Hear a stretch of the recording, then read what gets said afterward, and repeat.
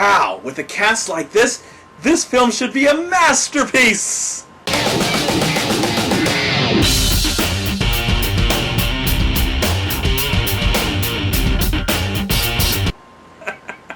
I remember seeing the trailers for The Words. The new Bradley Cooper. There's a lot of people in this movie. Bradley Cooper, Zoe Saldana, Jeremy Irons, who I had a lot of hope for. I love Jeremy Irons. We don't get to see him in a lot of movies. Dennis Quaid and Olivia Wilde. Very, very beautiful Olivia Wilde. In the trailer, it felt like this could be a really soft, sweet, epic story across time about love, and maybe even make it more dramatic with lies and something like that. It just looked like it was going to go in that direction from the trailer. I liked the trailer to this movie. It almost made it feel more important than maybe it is. Bradley Cooper is a writer, a struggling writer. I don't know what really has happened. This is kind of a story that's being told through a story, but he's a struggling writer, and he comes across this manuscript, and he decides to do the wrong thing.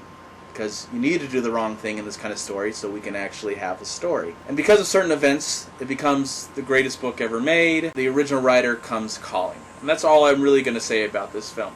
I really wanted this film to be a great dramatic piece, especially for all that are involved. All this great ingredients, we should have one of the best films of the year. But by the time this movie really got going and got me really interested, and I wasn't bored throughout this whole entire film, but by the time it got really interesting and I was wondering where it was going, it went to black and the credits rolled. And I was like, really? Really, movie? You actually got really interesting and suddenly you're over? There are very cool things that happened throughout the film that held my attention, but I felt like the real meat of this movie, and I doubt there'll ever be a sequel, came when the credits were about to roll. And I was like, it's coming to... Wait, can we learn more about these characters? We're given all these characters, and they're not given much to do.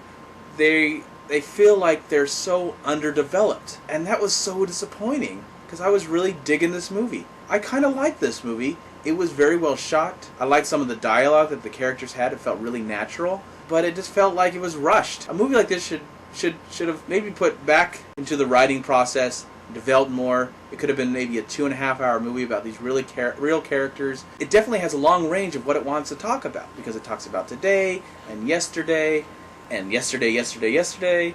But I never felt fully invested with this film. And that made me feel cheated. And when you go to the movies, you don't want to feel cheated.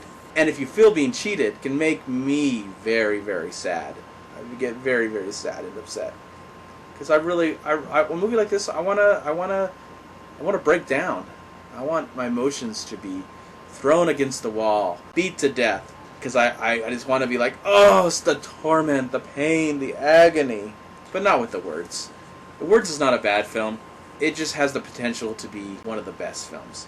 But it's not. The performance is really good for the most part. I enjoyed the film for the most part, but not for the whole part. I'm going to give The Words 2.5 stars. Please like, comment, and subscribe to my channel. I'm also on Twitter and Facebook. And please go to WeLiveFilm.com and subscribe right here on YouTube to We Live Film.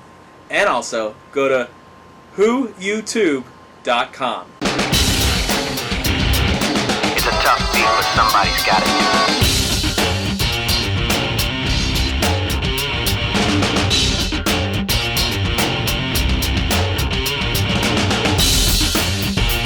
A movie like this should inspire me to read. I'm not inspired. I should be inspired, but I'm not.